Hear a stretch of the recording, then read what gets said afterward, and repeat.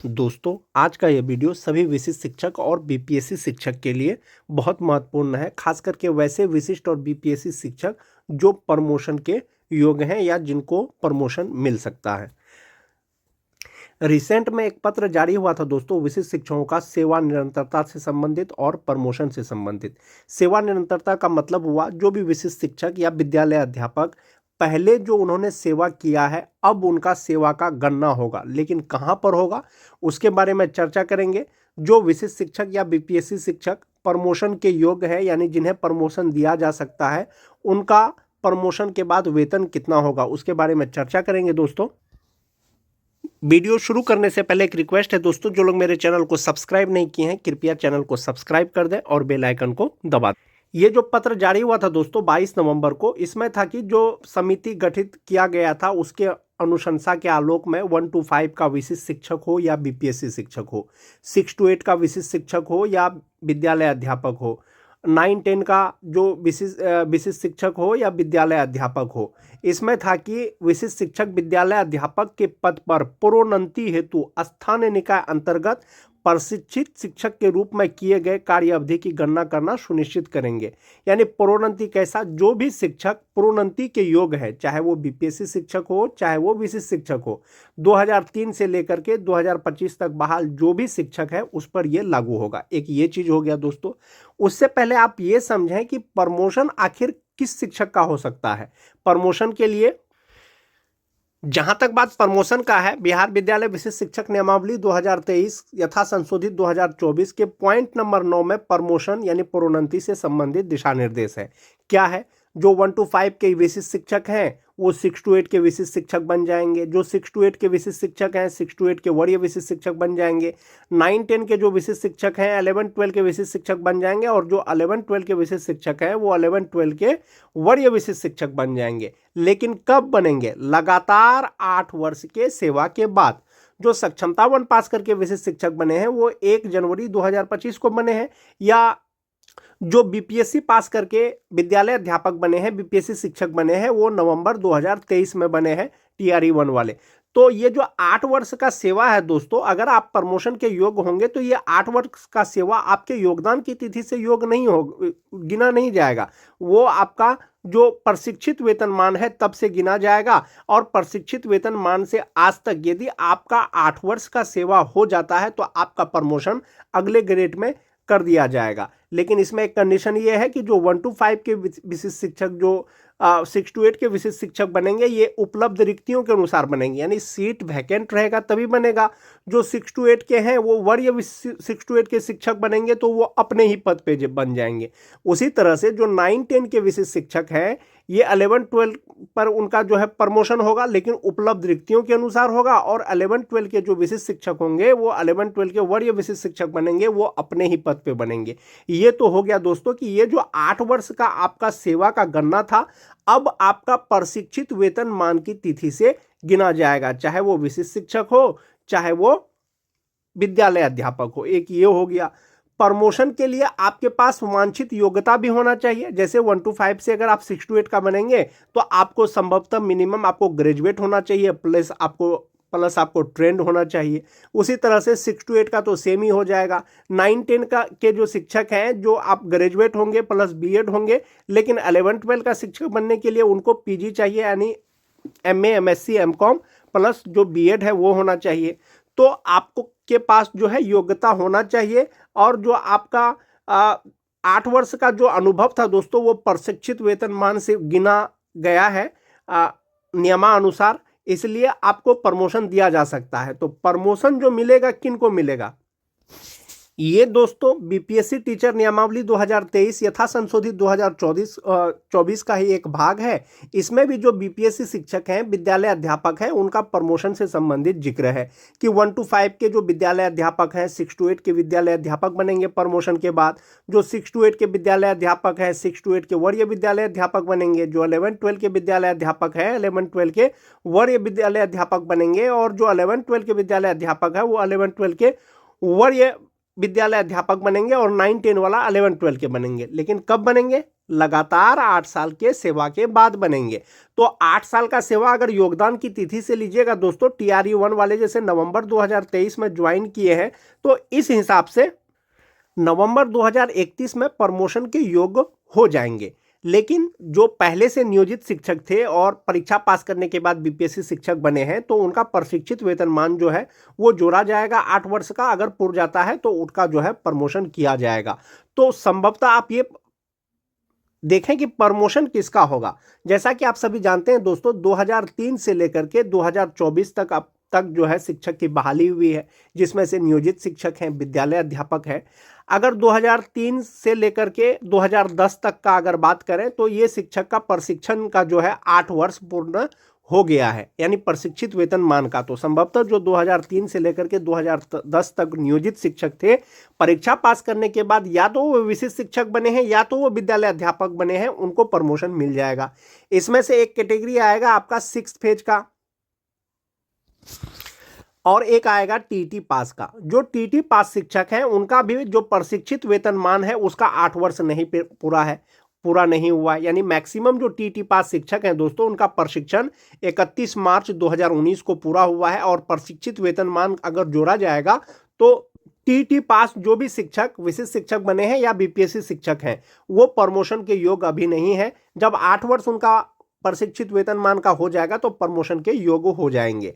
जो छठा फेज वाले हैं, जब टीटी पास का नहीं हुआ है तो संभवतः छठा फेज वाले का भी नहीं होगा। यानी 2003 से लेकर के 2010 तक बहाल जो भी नियोजित शिक्षक परीक्षा पास करने के बाद या तो विशिष्ट शिक्षक बने हैं या तो बीपीएससी शिक्षक बने हैं, उनको प्रमोशन दिया जाएगा। उनका जो प्रशिक्षित वेतनमान जब से मिल रहा है उसका कार्य अवधि का गणना होगा, यानी पहले जो उन्होंने सेवा किया है, हम लोग इस पर जो वेतन का गणना करेंगे दोस्तों, सेवा निरंतरता के बाद एक इंडेक्स कम करके गणना करेंगे। जैसा कि आप देख पा रहे होंगे, सेवा निरंतरता के साथ या पे प्रोटेक्शन के साथ कितना वेतन होगा। जो 2003 और 5 के नियोजित शिक्षक हैं, जनवरी 2025 में उनका बेसिक पे 31,340 रुपया है। 58% DA HRA मेडिकल लगा करके जो ग्रॉस सैलरी होता है उनका 55,684 रुपया होता है और इनहैंड सैलरी 50,284 रुपया मिल रहा है जो नियोजित शिक्षक है। जो विशिष्ट शिक्षक बन गए हैं, वेतन संरक्षण के अनुसार वेतन निर्धारण कर दिया गया है कितना में, 31,670 रुपया में। और 31,670 का 58% DA, 5% HRA मेडिकल, जो ग्रॉस सैलरी होगा उनका 59,598 रुपया होगा। 12,009 रुपया उनका NPS अकाउंट में जमा होगा और इनहैंड सैलरी 47,589 रुपया होता है 31,670 रुपया बेसिक पे के आधार पर। आप ये मान के चलिए कि जो शिक्षक का 31,670 रुपया बेसिक पे है, विशिष्ट शिक्षक का, यदि उनको सेवा निरंतरता मिलता है तो ये 31,670 रुपया जो बेसिक पे होगा दोस्तों, वो 36,710 रुपया हो जाएगा। जब आप इसमें 58% DA लगाएंगे तो 21,292 रुपया हो जाएगा। 5% HRA 1,836 रुपया हो जाएगा। 1,000 मेडिकल का हो जाएगा और जो ग्रॉस सैलरी होगा इनका 68,928 रुपया होगा। 13,920 रुपया इनका NPS अकाउंट में जमा होगा। इनहैंड सैलरी 55,008 रुपया होगा। तो इस प्रकार से दोस्तों आप ये देख सकते हैं कि जो 2003-5 के शिक्षक हैं जिनका बेसिक पे 31,670 रुपया है अभी, यदि इनको सेवा निरंतरता मिलता है तो उनका इनहैंड सैलरी 55,008 रुपया होगा, जबकि पे प्रोटेक्शन के अनुसार 47,589 रुपया होता है। 2003 के बाद दोस्तों अगर 6-7 के शिक्षक की बात करें, 30,420 रुपया उनका बेसिक पे है जनवरी 2025 में। 58% DA, 5% HRA मेडिकल लगा करके जो ग्रॉस सैलरी होता है 52,385 रुपया होता है। 3,600 रुपया उनका NPS EPF अकाउंट में जमा होता है और इनहैंड सैलरी 48,785 रुपया होता है। पे प्रोटेक्शन के अनुसार इनका वेतन निर्धारण कर दिया गया है 30,750 रुपया में। 58% DA, 5% HRA मेडिकल लगा करके जो ग्रॉस सैलरी होता है वो 57,894 रुपया होता है। 11,660 रुपया इनका NPS अकाउंट में जमा होता है और इनहैंड सैलरी होता है इनका 46,234 रुपया। यदि जिनका बेसिक पे 30,750 रुपया है और इनको सेवा निरंतरता का लाभ दिया जाता है तो इंडेक्स 13 के अनुसार बेसिक पे इनका हो जाएगा 35,640 रुपया। इसमें आप 58% DA जोड़ लीजिए, 5% HRA जोड़ लीजिए, मेडिकल जोड़ लीजिए, ग्रॉस सैलरी हो जाएगा 66,947 रुपया। 13,515 रुपया इनका NPS अकाउंट में जमा होगा और इनहैंड सैलरी हो जाएगा 53,432 रुपया। ये 2006-7 के शिक्षक हो गए दोस्तों। उसके बाद बात करते हैं जो 2009-10 के शिक्षक हैं। जनवरी 2025 में बेसिक पे 29,530 रुपया है नियोजित शिक्षक का। 58% DA HRA मेडिकल लगा करके ग्रॉस सैलरी 50,934 रुपया होता है। 3600 रुपया इनका EPF अकाउंट में जमा होता है। इन हैंड सैलरी 47,334 रुपया होता है। पे प्रोटेक्शन के अनुसार इनका वेतन निर्धारण किया गया है 29,850 रुपया में। 58% DA HRA मेडिकल लगा करके 5% HRA लगा करके जो ग्रॉस सैलरी होता है इनका 56,229 रुपया होता है। 11,319 रुपया इनका NPS अकाउंट में जमा होता है और इन हैंड सैलरी इनका होता है 44,910 रुपया। आप ये मान के चलें कि जो विशिष्ट शिक्षक का बेसिक पे 29,850 रुपया है और उनका प्रमोशन या सेवा निरंतरता अगर मिल जाता है तो उनका बेसिक पे 34,610 रुपया हो जाएगा। अब आप इसमें 58% DA जोड़ लीजिए 20,074 रुपया हो जाएगा। 5% HRA जोड़ लीजिए 1,731 रुपया हो जाएगा। 1,000 मेडिकल जोड़ लीजिए ग्रॉस सैलरी 65,041 रुपया हो जाएगा। 13,124 रुपया NPS अकाउंट में जमा होगा। इन हैंड सैलरी 51,917 रुपया हो जाएगा। ये 9-10 के शिक्षक हो गए। अब हम लोग बात करते हैं जो TT पास शिक्षक है, जो नियोजित शिक्षक हैं 2025 में जनवरी से उनका बेसिक पे 27,010 रुपया होता है। इसमें DA HRA मेडिकल लगा करके जो इन हैंड सैलरी होता है इनका 43,227 रुपया होता है। जो विशिष्ट शिक्षक बन गए हैं और वेतन संरक्षण के अनुसार वेतन निर्धारण इनका 27,320 रुपया में किया गया है। 58% DA, 5% HRA, 1,000 medical, gross salary इनका 51,545 रुपया होता है। 10,360 रुपया इनका NPS अकाउंट में जमा होगा और इन हैंड सैलरी इनका होता है 41,285 रुपया।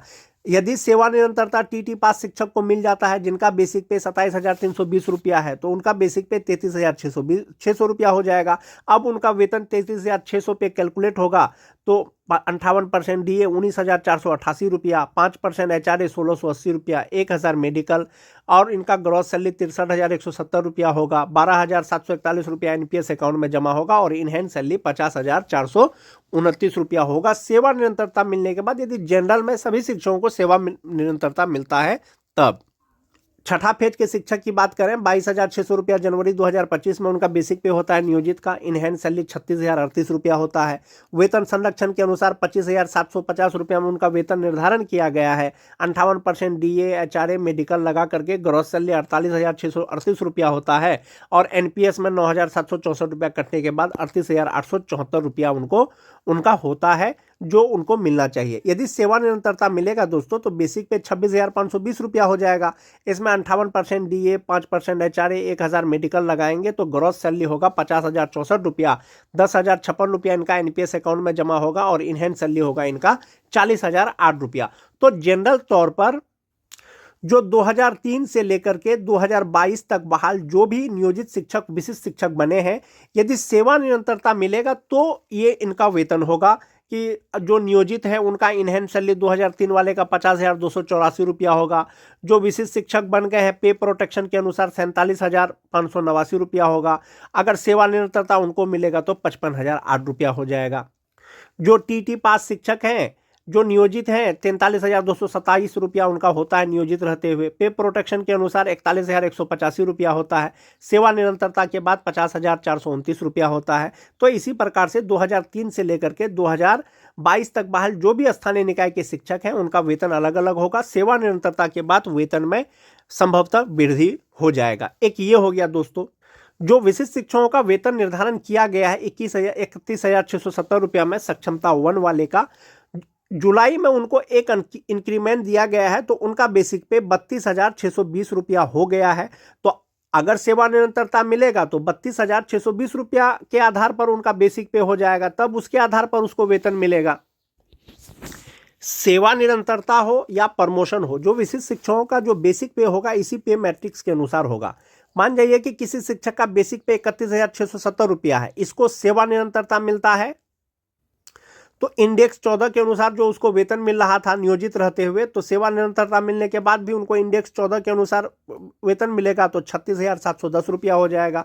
जिनका बेसिक पे जो है 32,620 रुपया होता है तो इंडेक्स 10 के अनुसार होता है, चूंकि नियोजित रहते हुए 15 हो जाएगा तो 37,810 रुपया हो जाएगा। ये सेवा निरंतरता का हो गया दोस्तों। अगर प्रमोशन का बात करें, जो शिक्षक का बेसिक पे 31,670 रुपया है तो अगर उसको प्रमोशन मिलेगा तो 35,410 रुपया उनका बेसिक पे हो जाएगा।